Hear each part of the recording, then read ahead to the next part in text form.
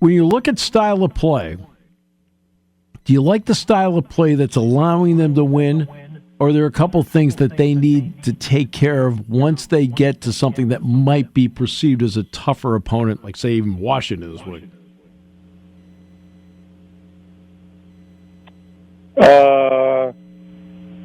I like going from -6 in turnover ratio to +1. Yep, that's huge. How about that for? That's How about that gigantic. for an answer? Yeah, that's huge. I mean, that's kind of the whole story, right? Like, you don't give the football away and expect to win. When you win the turnover battle in the NFL, it is such an overwhelming piece of good statistical data. I like the way they're playing in the red zone. I like the balance on offense. The run game has been really dominant, and they've been. Look, I get your question. Yeah. And the real question is, are the Eagles for real? And is Thursday night the real test of how good they are? Yeah. Is kind of what you really want to say. Well, let me ask you this. Because they've beaten 5 lousy teams and in this 5-game win streak, and how much does that really mean? Well, I don't know. But I think Washington's very good, and I think the Eagles have beaten who's in front of them, and they've done a convincing job, and I think that this football team is also very good. So I don't think there's a lot of. I think Steve, there's just not a lot of really great teams in the NFL. I agree. I think everybody's either really okay or lousy. Yeah, I think that's kind of the way it is. I totally agree with that answer, because I've always said, hey, look, the NFL's not a beauty contest. It's about, okay, results. I don't care who's in front of you. You win 5 in a row, you win 5 in a row. Guess what? Those are wins. Bang, bang, bang, bang. You go from there. You got to see Saquon Barkley twice a year in person. What's it like now for you to watch him every week? It's an edge of your seat, what's next kind of experience. The guy's awesome. He is a complete back. We were talking about it the other day. Is this small sample size enough to convince you that Saquon is the best running back that you've ever seen with the Eagles? And I really can't go that far because, I mean, since I've been with the Eagles, it's been like Herschel Walker and, Brian Westbrook and Deuce Staley and Brian and LaShawn McCoy and Miles Sanders and DeAndre Swift and blah, blah, blah, blah, blah. And but this guy is just, he does it in such spectacular fashion. He can also just wear you out, grind you down, and does it as a pass catcher too. And I really, really enjoy watching him play. I think he is, and the thing is, everybody knows that he's getting the football, and he still drags his defenders along 3, 4, 5 yards. So he is every bit what I hoped he would be, and probably even more. I've been blessed to watch a lot of great Eagles running backs, and Saquon, in a matter of 9 games, has shown that he is right there among the very best. Right. The backwards leap. So I'll tell you a quick story about that. Oh, ridiculous. Yeah. We're at practice. Penn State will practice on Sunday night. They take Monday off. So Kenny Sanders, who's in the recruiting department, comes over to us at practice. He said, hey, did you check out what Saquon did?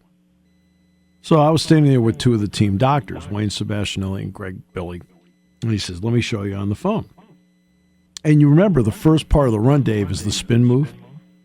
Oh, yeah, which was an incredible move in itself. Right. And Dr. Greg Billy says, wow, what a move. And Kenny looks at me and says, wait. Oh, that's a great story. Yeah, I mean, that was insane. I mean, that was just instinctive and powerful and explosive and otherworldly. And the fact that he didn't get just tattooed made it even better. But it was remarkable, and the guy is just everything. And I think what's so interesting about him, when he makes a mistake, you drop the pass against Atlanta, and you go, oh my God, he dropped it. Oh, Saquon Barkley just made a mistake. Right. And that's how good he is, because he's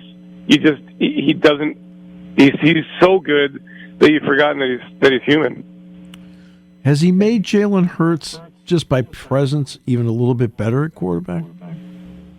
I think so. I think that he has taken the pressure to do a lot off of Jalen's play. I think when Jalen gets into trouble, he feels like he has to carry everything, and consequently you see him force throws or at times hold the ball too long, or just throw the ball away, live for another play. You got Saquon Barkley back there. He made a play last week against Dallas, third and whatever it was, 8 or 9 or something. Swing pass out to the left side. He catches the ball around the 18, 19-yard line. And nobody talked about it, but he made his way, picked and bobbed and spun and powered and made his way down to the 1-yard line against like 5 defenders. And it's become routine for Saquon Barkley. And this was a remarkable play. And on the heels of the reverse leap, nobody gets to it. Dave, you made a really interesting statement, which, by the way, I agree with, about there appear to be some good teams and then okay to lousy teams. Yeah, I mean, you know the weird league. Yeah, you know the league like the back of your hand. Why? Why has it turned out this way, in your opinion? Just watching, and not just I'm talking about the other teams that you watch. Why? I would probably point to quarterback play that has not gone to the next level. Trevor Lawrence in Jacksonville, Deshaun Watson, Cleveland, Daniel Jones, New York. No Dak Prescott, bad quarterback tandem, and Cooper Rush and Trey Lance.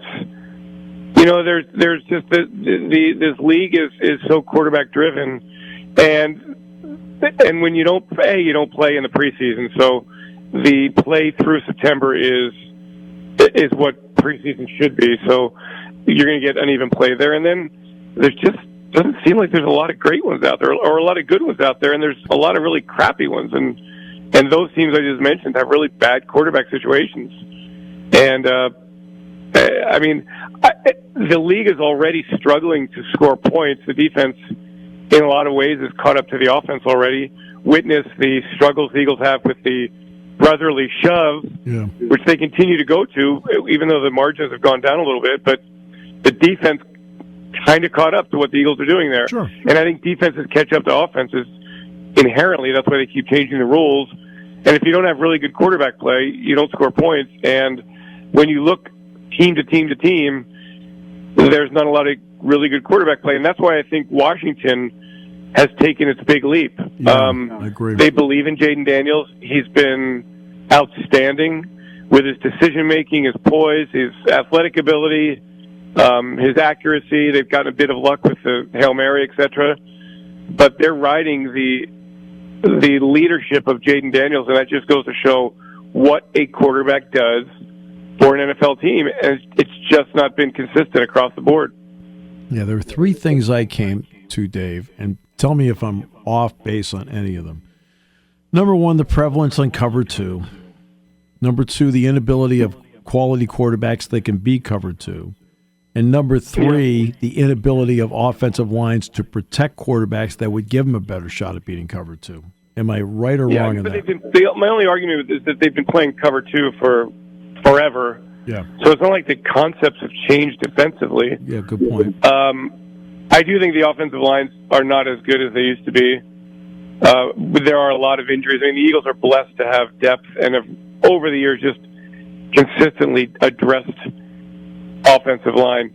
It's interesting. Like, this is like such a small nugget of nothing that nobody cares about. But, depth coming into the season for the O-line for the Eagles was like, wow, boy, who are these guys? And when they were able to get back Jack Driscoll, who went to Miami in free agency, didn't make it down there, like Jeff Stoutland was so happy that he got somebody back that can play multiple positions, that he can plug in, that knows what he wants.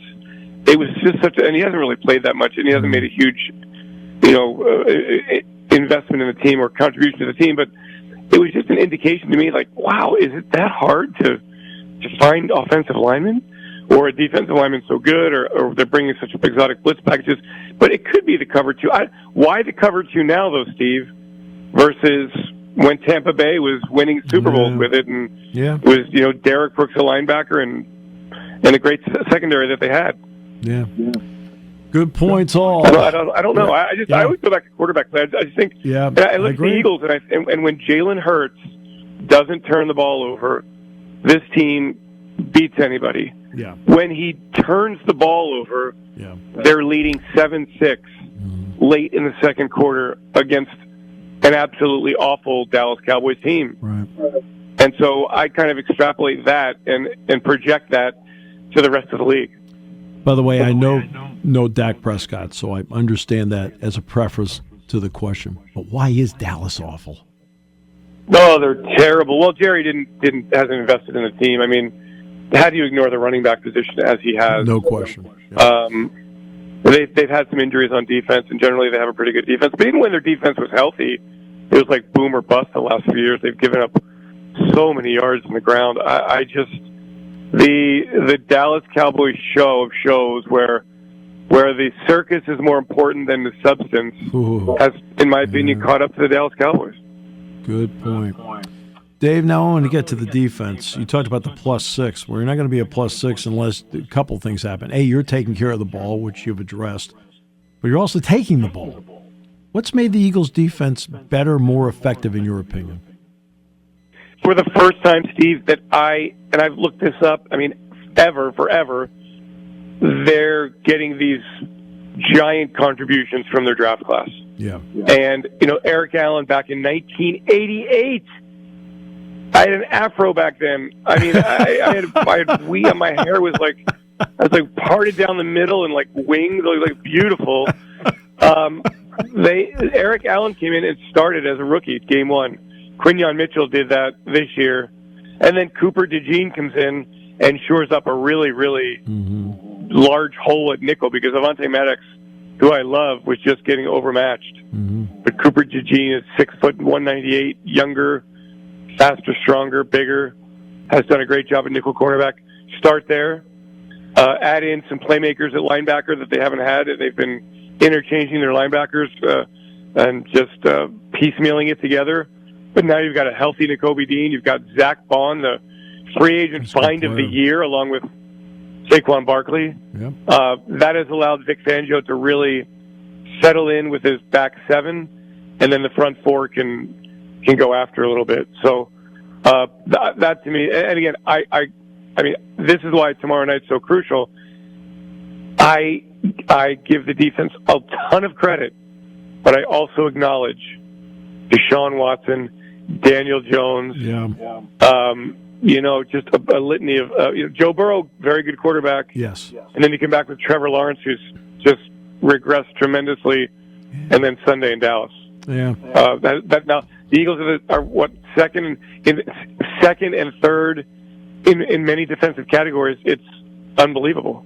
So tomorrow night is so critical for the defense. Yeah, no question about that.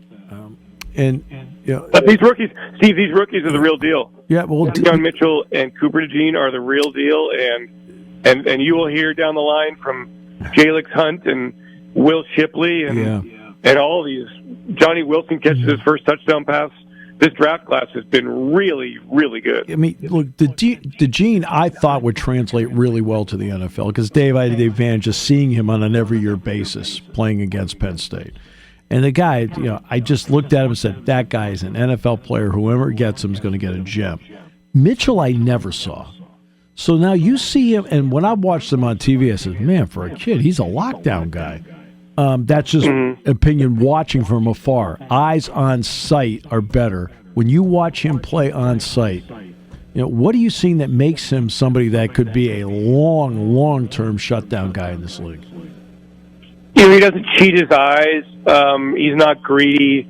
And what I mean by that, he's not shooting his eyes into the quarterback, into the backfield, to try to find a little cheat to go get an interception. He sticks with his assignment. He's very, very good on his technique. He takes direction from the linebacker, the veteran cornerback Darius Slay, for example, that really have helped him a lot. He's a sponge, and he's a humble kid. He doesn't talk at all except when he's on the field, and he just goes out and does his job. He's athletic enough to run with everybody. He's big and strong enough to mix it up. Not afraid to lend a hand in supporting the run. So the one game where he really kind of got picked on a little bit was the Atlanta game, that last drive. They kind of went after Mitchell, and they scored the touchdown. They beat the Eagles. abject depression. He really has come a long way since then, learned from that, and his recovery speed on deep balls is a thing of beauty. I mean, they have tested him deep, and he has been right on it and using that arm bar expertly, that little veteran move to lock up the receiver's arms. I mean, it's impressive stuff. Can't wait to see what he does when he gets his first interception, see what he does with the football in his hands. But this moment has not been too big for him, which is pretty amazing for a kid from Toledo playing in his rookie season. Yeah, well, he may have to wait for that first interception because you actually have to throw the ball at him. I'd be hesitant to throw it over there against him, to be honest with you. I think he's playing that well. I have to ask you another sidebar question. That's about the officiating, which gets a lot of scrutiny along the way. It feels like, and it's only a perception, but it feels like every third play there's a flag down on the play, something like that. Is that a product of guys not playing in the preseason where they can establish the ground rules then? Or is it just a product of maybe not enough officials who have a feel for the game? Or just the fact that guys are just out there making a ton of mistakes? What is it, in your opinion? I would have to look at the raw numbers, the real data, and see if, in fact, there are more flags per game. I don't know that answer. Yeah. Because, as you say, it's a perception. Right. It does feel that way a lot of times. It really is disruptive. I think we've probably had this conversation in the past. I mean, I feel like I always feel that way about officials. I don't like officials being involved in the game of football at all. Right. So it's a hard question to answer. It certainly feels that way, but I probably would argue that it felt that way in years past. That's fair. No, that's a fair answer. I understand that. How do you feel on this team in this moment? Nick Sirianni's been with this team.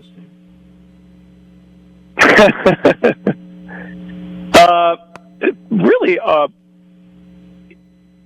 the battlefield, still standing tall, being surrounded by those who are ready to attack, labeled as the lame duck at the beginning of the season, the coach on the hot seat, the one who's, that guy I don't trust, Nick Sirianni. What is he doing making all these third and fourth down calls? And he's going to cost the Eagles games. And I hear all that, and yet, they're 7-2 in first place in the NFC East. Home game against Washington tomorrow. The players play hard for him. 2-2, he kind of loses it a little bit, shaves his head. People wondering what the heck's going on with Nick Sirianni. The players rallied around the head coach. Right. And all I read about in the NFL and hear is that this team's not doing well and that coach is going to get fired and whoops, there goes the offensive coordinator, or that quarterback's getting benched, or, well, that doesn't happen in Philly. And all the Eagles keep doing is winning. And they came into the season very aware that they had collapsed like a deck of cards last year after a 10-1 start. And by golly, they're 7-2 and surging, and only the Kansas City Chiefs are hotter than the Philadelphia Eagles. And that credit goes to Nick Sirianni. And I think that having lived in the days of Buddy Ryan, when Buddy Ryan was the lightning rod for the football team, the willing lightning rod, took all the pressure off the players. In a way, that's kind of happened here. And Nick has become the lightning rod and gladly doing it. And here the Eagles are with a big game nationally televised on Thursday night. And a win would give them a 2-game lead in the loss column in the NFC East with 7 to go. And that's, and they've changed their style of play. Yeah. They've made adjustments. He lets his coaches do their job. He lets his players thrive. You don't hear people complaining about Nick Sirianni ever.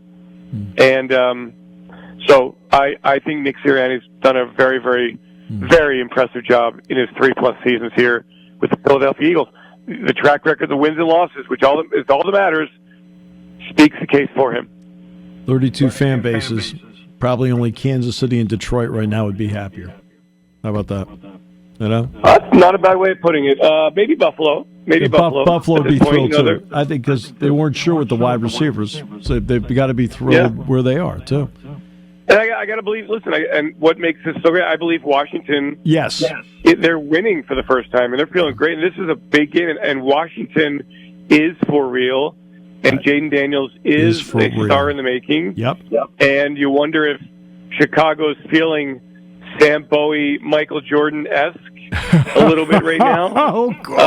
Listen to you going back to the 1984 NBA draft Wayback Machine. I love it. Yeah.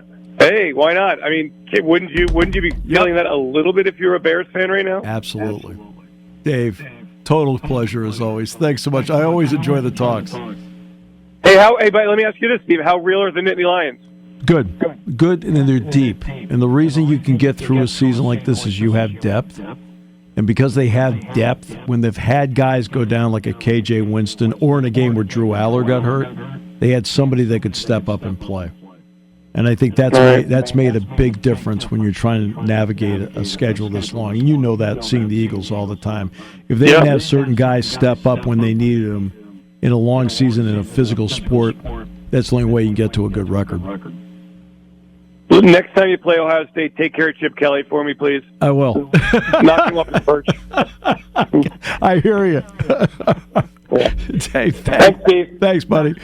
Dave Spararo joining us this half hour, brought to you by our good friends at Brewers Outlet, Reagan Street in Sunbury, the beverage supermarket here on News Radio 1070 WKOK.